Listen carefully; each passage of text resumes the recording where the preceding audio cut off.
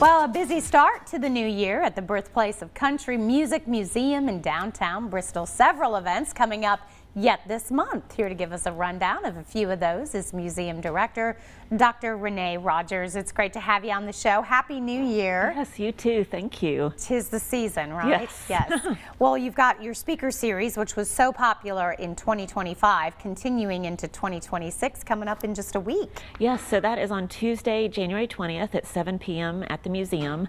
It is a free program and open to the public, and we also stream it on YouTube. So if you can't come and be with us, you can stay at home in your pajamas and watch it there. That is wonderful. Yes. And this month's speaker doing something kind of coordinating with Martin Luther King Jr. Day. Yeah, so every year we try and do some programming to go along with the Bristol MLK celebration, and the speaker sessions always fits in well. So we've got local historian and activist Tina McDaniel, along with the representative from Black and Appalachia, William Issam II, there to talk about local African American history in Bristol and the surrounding area, and especially with some of the Black Bottom area, which is right where the museum is in downtown Bristol, which was the historic Black district back in the day. Wow, so really bringing that history and making that connection. Yes.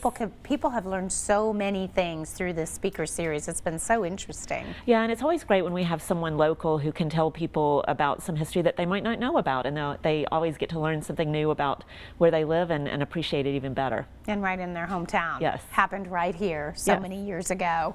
And then also getting ready for another event coming up, your Tennessee Songwriters. You're doing that again this year. Yep, we've done this for several years now, and the competition, the qualifying round competition, will be at the museum on the 29th of January, and there'll be 20 songwriters who will have the chance to play an original song in front of judges, and whoever wins will go on to the reserve in Kingsport for the next round, and then the final winner ends up at the Bluebird Cafe in Nashville. And so if songwriters are out there and they want to participate, they need to enter by January 21st. But if you're a member of the public, you can also buy a ticket to be there on the ground and see all these wonderful songwriters perform. Which is really cool to get that opportunity, and especially at the museum. I feel like what a great venue to get to see this. It's a really intimate theater, so you really get to feel like you're there in the music and being right there on the stage almost with the singer-songwriter. Yeah, I love that they're doing this. This is still relatively new. Are we in what, the third, fourth year? I think it might even be the fifth year now. So it's been a few years, and it's been really successful. We've seen some great songwriters from our region